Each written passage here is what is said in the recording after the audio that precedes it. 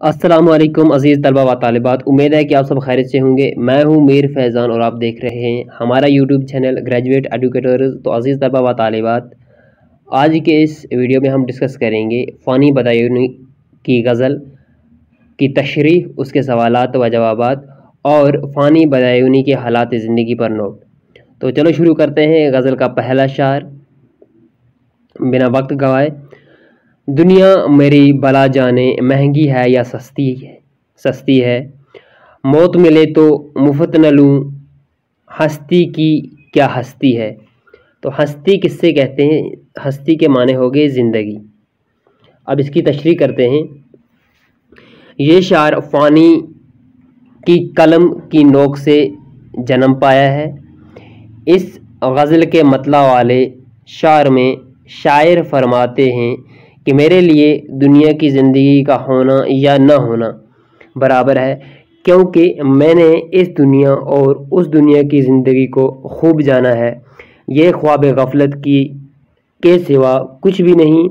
दूसरी तरफ मौत और हर एक को मुफ्त में आती है, मगर मेरे नज़दीक ज़िंदगी की वक़्त इतनी गिर गई है कि मौत को पैसे देकर ख़रीद लूँगा, क्योंकि ये ज़िंदगी मेरे काम की अब नहीं रही है। अब एक और शायर है हमारे पास। आबादी भी देखी है, वीरानी भी देखी है, जो उजड़े और फिर न बसे दिल वो निराली बस्ती है। इसकी तशरीह देखते हैं। फ़ानी इस गज़ल के शार में इरशाद फरमाते हैं कि ये दुनिया ऐसी जगह है जहाँ पर मैंने वीरान बस्तियों को आबाद होते हुए देखा है, मगर दूसरी तरफ इंसानी दिल की बस्ती को भी देखा, जो एक बार उजड़ जाती है फिर कभी आबाद नहीं होती। दिल की बस्ती एक शीशे की मानद होती है, जो एक बार टूट जाए फिर इसका जोड़ और आबाद होना मुमकिन नहीं है।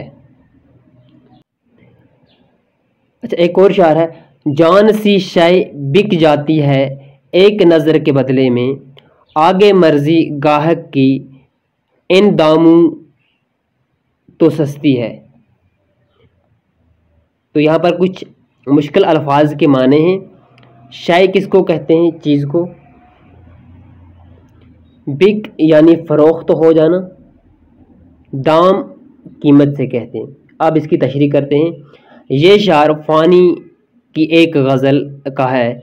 इस शार में शायर फरमाते हैं कि महबूब की एक नज़र ने मेरी ही जान मुझसे छीन ली है।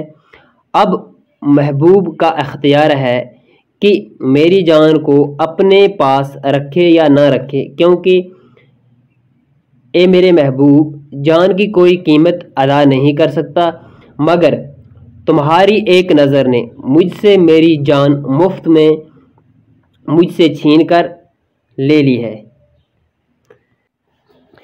एक और शायर अब हमारे पास। जग सोना है तेरे बगैर आँखों का क्या हाल हुआ, जब भी दुनिया बसती थी अब भी दुनिया बसती है। तो इस शार की तशरीह करते हैं हम अब। यह शार फ़ानी की एक गज़ल का है। इस शार में शायर अपने महबूब से मुखातिब होकर फरमाते हैं कि ए मेरे महबूब, जब तुम मेरे पास होते हो तो ये दुनिया जन्नत लगती है, और जब तुम दूर होते हो तो ये दुनिया जहन्नम लगती है। तुम्हारी गैर मौजूदगी में मैंने रो रो के अपना बुरा हाल किया है, यानी बहुत रो लेता हूँ। एक और हमारे पास शायर है। आंसू थे खुश्क हुए जी है कि उमट आता है, दिल पे गठासी छाती है, खुलती है ना बरसती है। इसकी तशरीह सुनिए। फ़ानी गज़ल के इस शार में अपने महबूब के जुल्म व सितम का हाल बयान करते हुए इरशाद फरमाते हैं कि मेरे महबूब ने मुझ पर इतने जुल्म व सितम ढाए हैं कि रो रो के मेरा बुरा हाल हुआ है। मेरी आंखों का पानी सूख चुका है, यानी आंसू। दिल पर गम की ऐसी गठा छाई हुई है जिसकी वजह से मेरा अंग अंग तड़पता रहता है। एक और शायर है हमारा, दिल का उजड़ना सहल सही, बसना सहल नहीं जालिम, बस्ती बसना खेल नहीं, बसते बसते बस्ती है। ये शायर फ़ानी को एक गज़ल का है, यहाँ को नहीं होगा, यहाँ की एक गज़ल का है, यहाँ पर मिसप्रिंट हो चुका है थोड़ा, ठीक है, यहाँ पर की है। इस शायर में शायर एक हकीकत को बयान करते हुए फरमाते हैं कि एक इंसान को चाहिए कि कभी भी किसी दूसरे इंसान का दिल न दुखाए, कि अगर ये दिल की बस्ती एक बार बर्बाद हो गई तो ज़िंदगी भर ये दिल की नगरी कभी आबाद व शादाब नहीं होती है। एक और शायर है हमारे पास, फ़ानी जिसमें आंसू किया दिल के लहू का काल न था, हाय हो आँख अब पानी की दो बूंद को तरसती है। अब यहाँ पर मुश्किल अल्फाज के मीनिंग हम देखते हैं। काल कहते हैं कहत से, यानी स्कार्सिटी जिसको हम अंग्रेजी में कहते हैं, ठीक है, कमी होना किसी चीज़ की। लहू कहते हैं खून से। हाय हो गया अफसूस, यहाँ अफसूस हुआ है लेकिन यहाँ अफसूस है, ये तीन अल्फाज नहीं लिखने हैं, ठीक है, यहाँ पर अफसूस है, ये नुक्ते जो है इनको काटो। अब इस शायर की हम तशरीह करते हैं। इस मक्ता वाले शायर में, मक्ता कहते हैं गज़ल के आखिरी शायर को, ठीक है, शायर अपने महबूब से मुखातब होकर फरमाते हैं कि मेरे महबूब ने मेरे साथ अच्छा सलूक नहीं किया, जिसकी वजह से मेरा दिल रंजीदा हुआ है और मेरा दिल खून के आंसू रो रहा है, आंखें भी रो रो के खुशक हो चुकी हैं। अब हम देखेंगे फ़ानी बदायूनी की गज़ल के सवालात व जवाबात। शायर किसकी नज़र के बदले में अपनी जान जैसी कीमती चीज़ देना चाहता है? इसका जवाब है शायर अपने महबूब की नज़र के बदले में, ठीक है, अपनी जान जैसी कीमती चीज़ देना चाहता है। एक और सवाल है, दूसरे शायर में दिल की बस्ती को निराली बस्ती क्यों कहा गया है? जवाब है इसका, दुनिया की हर वीरान बस्ती अगर एक बार उजड़ जाए तो दोबारा फिर आबाद हो सकती है, मगर इंसान के वजूद के अंदर जो दिल की बस्ती है अगर एक बार वीरान हो जाए तो दोबारा इसका आबाद होना मुश्किल ही नहीं नामुमकिन है। इसलिए शायर ने इसको निराली बस्ती से ताबीर किया है। अब एक और सवाल है, तशरीह करें। जो शायर हमें दिए गए हैं इसकी हमें तशरीह करनी है।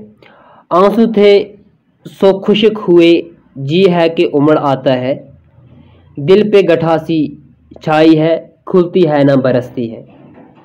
फिर यहाँ पर यही वाला शायर है, इसको रिपीट किया गया है यहाँ पर, ठीक है। अब इसकी तशरीह सुनिए। फ़ानी गज़ल के इस शायर में अपने महबूब के जुल्म व सितम का खाल बयान करते हुए इरशाद फरमाते हैं कि ए मेरे महबूब, अच्छा, कि मेरे महबूब ने मुझ पर इतने जुल्म व सितम ढाए हैं कि रो रो के मेरा बुरा हाल हुआ है, मेरी आंखों का पानी सूख चुका है, दिल पर गम की ऐसी गठा छाई है जिसकी वजह से मेरा अंग अंग तड़पता है। एक और सवाल है हमारे पास, फ़ानी बदायूनी की शायरी के बारे में एक मुख्तसर नोट लिखिए। फ़ानी बदायूनी की शायरी, यानी शायरी हो गई इनकी अदबी खिदमात। फ़ानी को शायरी का शौक़ बचपन ही में घर कर गया था। वालिद शायरी के ख़िलाफ़ थे, इसलिए छुप कर शायरी करते थे। इसकी वजह से इनका काफ़ी कलाम ज़ाया हो गया, इसलिए जो कलाम बचा वो इरफानियात फ़ानी के नाम से शाया हुआ। फ़ानी उर्दू के आला गज़ल गो शुमार किए जाते हैं। आपकी शायरी में आला पाए की फ़नकारी पाई जाती है। आपकी शायरी में एहसास की शिद्दत, ख़याल की गहराई, गम वयास की अहम और साफ पाए जाते हैं। आपकी शायरी में मौत एक अहम मौजू रहा है, इसलिए आपको यासियात का इमाम कहा जाता है। एक और सवाल है, फ़ानी बदायूनी के ख़यात का तज़किरा कीजिए। ख़यात कहते हैं ज़िंदगी से, ठीक है, हालात ज़िंदगी फ़ानी बदायूनी की। फ़ानी बदायूनी का नाम शौकत अली ख़ान था। आपके वालिद का नाम मोहम्मद शुजाअत अली ख़ान था। आपने पहले शौकत और बाद में फ़ानी तखल्लुस अख्तियार किया। आपकी पैदाइश 13 सितंबर 1779 ईस्वी में कस्बे इस्लाम नगर ज़िला बदायूं में हुई। इब्तिदाई तालीम एक मकतब में हासिल की। 1897 ईस्वी में मैट्रिक का इम्तिहान गवर्नमेंट हाई स्कूल बदायूं से पास किया। 1901 में बरेली कॉलेज से ग्रेजुएशन हासिल की। महकमा तालीम में उस्ताद के ओहदे पर नौकरी मिल गई। तरक्की करते करते डिप्टी इंस्पेक्टर मदारिस भी बनाए गए। नौकरी करने से दिल उकता गया, नौकरी छोड़ दी। 1907 ईस्वी में मौजूदा मुस्लिम यूनिवर्सिटी से LLB की डिग्री हासिल की। कुछ अरसे तक वकालत का पेशा अपनाया, मगर जल्दी ही इस पेशे से किनारा कशी अख्तियार की। इसके बाद एक माहनामा नसीम जारी किया, मगर 2 साल के बाद ये भी बंद करना पड़ा। किशन प्रसाद ने हैदराबाद बुलाकर उस्ताद की नौकरी पर फिर दिला दी। 1940 ईस्वी से पहले बीवी का फिर अपनी जवान साल बेटी का इंतकाल ने तूफानी की कमर ही तोड़ दी। दिल पर ज़्यादा गम व यास रहने की वजह से इनका इंतकाल 27 अगस्त 1941 ईस्वी में सरजमीन हैदराबाद में हुआ।